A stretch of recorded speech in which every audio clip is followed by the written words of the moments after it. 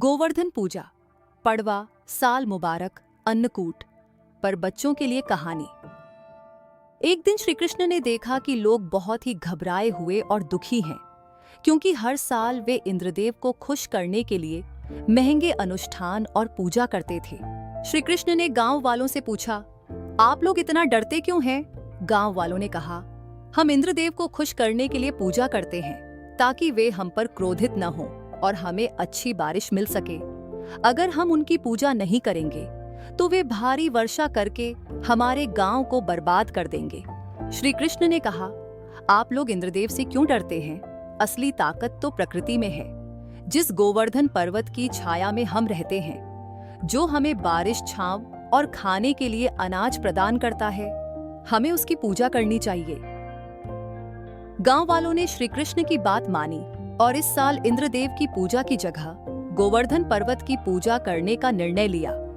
इससे इंद्रदेव को बहुत क्रोध आया और उन्होंने मूसलाधार बारिश शुरू कर दी। गांव में बाढ़ आ गई और लोग भयभीत हो गए। श्री कृष्ण ने देखा कि लोग परेशानी में हैं। उन्होंने तुरंत अपना दिव्य रूप धारण किया और गोवर्धन पर्वत को अपनी छोटी उंगली पर उठा लिया। गांव के सभी लोग और पशु पक्षी गोवर्धन पर्वत के नीचे आकर सुरक्षित हो गए।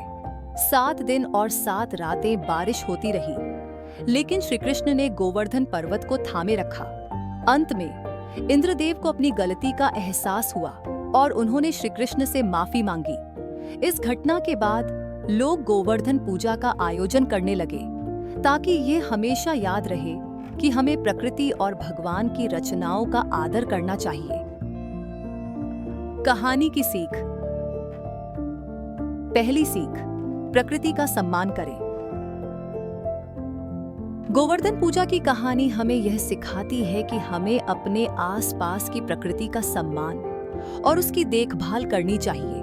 पेड़ पौधे, पहाड़, नदियां, ये सभी हमारे जीवन का आधार हैं।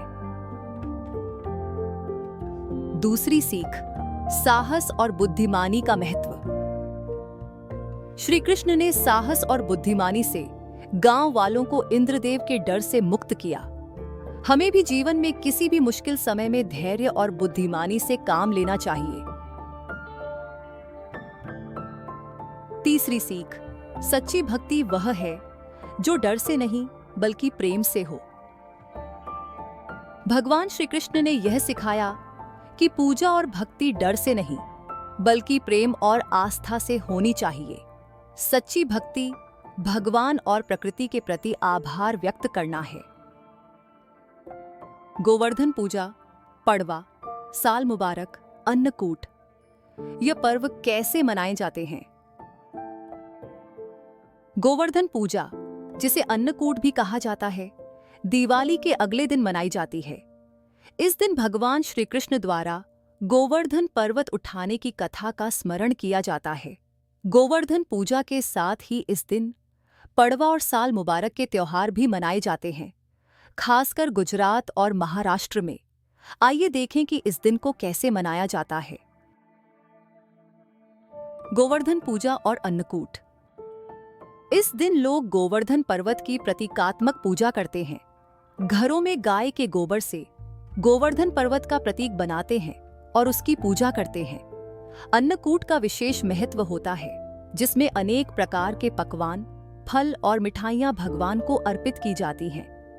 अन्नकूट के दौरान भगवान श्री कृष्ण को अनेक प्रकार के पकवान, जिसे 56 भोग कहते हैं, अर्पित किए जाते हैं। इन पकवानों को अन्नकूट कहते हैं, जो बाद में प्रसाद के रूप में बांटा जाता है। गाय और बैलों की पूजा।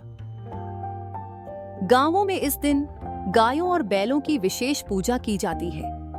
उन्हें फूल मालाओं से सजाया जाता है और उन्हें विशेष भोजन दिया जाता है, क्योंकि ये कृषि के महत्वपूर्ण साथी होते हैं। श्री कृष्ण भी गायों के रक्षक थे, इसलिए गाय की पूजा का विशेष महत्व होता है। पड़वा, प्रतिपदा और साल मुबारक। महाराष्ट्र में इस दिन को पड़वा के रूप में मनाया जाता है, जहां पति पत्नी एक दूसरे के प्रति प्रेम और सम्मान व्यक्त करते हैं। इस दिन नए साल की शुरुआत मानी जाती है और लोग एक दूसरे को साल मुबारक कहकर नए साल की शुभकामनाएं देते हैं। व्यापारी लोग अपने नए व्यापारिक वर्ष की शुरुआत करते हैं। भव्य मंदिर, सजावट और झांकी। इस दिन श्री कृष्ण के मंदिरों में विशेष सजावट की जाती है। मंदिरों में झांकी सजाई जाती है जिसमें श्री कृष्ण द्वारा गोवर्धन पर्वत उठाने का दृश्य दिखाया जाता है। अन्नकूट का प्रसाद मंदिरों में भी बांटा जाता है जहां बड़ी संख्या में भक्त इकट्ठा होते हैं। धन्यवाद।